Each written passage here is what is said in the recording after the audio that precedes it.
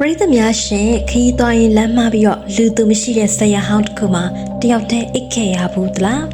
အဲ့ဆရာကတင်မသိတဲ့တုတ်တန်ဟောင်းတစ်ခုရဲ့ဘေးမှာရှိနေမယ်ဆိုရင်တင်ဆိုရင်ဘယ်လိုလုပ်မလဲဒီနေ့မှာတော့ရင်ခုန်စရာကောင်းတဲ့တောဆက်ကဆရာဟောင်းတစ်ခုကနေဖြစ်ရစုတစ်ခုတင်ဆက်ပေးကြပါမယ်ကိုထုံးဆိုတာနေဘက်မှာတောလိုက်ရတာဝါသနာပါတဲ့လူငယ်တယောက်ပါတညမှာတော့ထူးထူးခြားခြားမိုးကသဲတန်စွာရွာသွန်းလိုက်တာကြောင့်သူ့လမ်းပြောက်သွားခဲ့ပါတယ်မောင်မဲနေတဲ့တောနက်ထဲမှာဓမီရောင်လေးတစ်ချက်နဲ့လမ်းရှာပြီးတော့နောက်ဆုံးကရွာပြင်းကဆရာဟောင်းတစ်ခုကိုတွေ့လိုက်ရတယ်။ဆရာကအရန်ဟောင်းနေပြီးရှိုင်နေနဲ့ဘေးပတ်ပတ်လည်မှာလည်းခြုံနေတွေကဖုံးနေတယ်။အုတ်ကူဟောင်းတချို့ကိုလည်းမှိန်ဖြော့ဖြော့နဲ့မြင်နေရပါတယ်။ကိုထွန်းဟာတကိုယ်လုံးရွှဲရွှဲဆူနေတာမို့မတက်တာပဲအဲ့ဒီဆရာပေါ်မှာပဲတညက်တာခွန်နာဖို့ဆုံးဖြတ်လိုက်တယ်။ညတကောင်ကျော်မိုးဆဲသွားတဲ့အချိန်မှာတိတ်ဆိတ်နေတဲ့တောထဲကနေထူးဆန်းတဲ့အတန်ကြီးတစ်ခုထွက်လာပါတယ်။ထုတ်တဲ့တယောက်ကတစ်သားချောင်းကြီးနဲ့မြေကြီးကိုစီးချက်မမှန်ရိုက်နေတယ်လို့မျိုးကိုထွန်းလန်နိုးလာပြီးတော့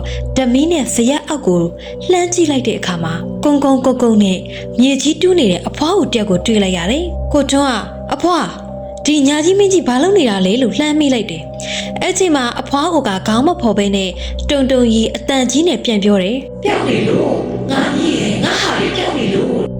ကိုထွန်းလည်းတနာသွားပြီးတော့ဘာပြောက်တာလဲအဖွားကျွန်တော်ကူရှာပေးမယ်ကိုထွန်းအနားရောက်သွားတဲ့အချိန်မှာအဖွားကရုတ်တရက်မတ်တက်ထရလိုက်တယ်အဲ့ခါမှာကိုထွန်းမြင်လိုက်ရတာကအဖွားရဲ့ပခုံးပေါ်မှာခေါင်းကမရှိနေဘူးလေပင်ပြက်ကြီးကနေသွေးပုတ်တွေကစီးကျနေပြီးတော့သူမရဲ့လက်ထဲမှာမြေကြီးတွေပေကျန်နေတဲ့လူရဲ့ဦးကောင်းကွန်တစ်ခုကိုကင်ထားပါတယ်အဲ့ဒီဦးကောင်းကွန်ရဲ့ပါဇက်ကနေပဲမင်းကောင်းကငါကောင်းနဲ့တော်လောက်တယ်ဆိုတဲ့အတန်ကြီးကထွက်လာတယ်ကိုထွန်းသွေးပြက်ပြီးတော့တောတွေကိုအသေးအံပြေးပါတော့တယ်။ဒါပေမဲ့ထူးဆန်းတာကသူဘလောက်ဖြစ်ဖြစ်အဲ့ဒီဇယဟောင်းစီကိုပဲပြန်ရောက်နေတာပါ။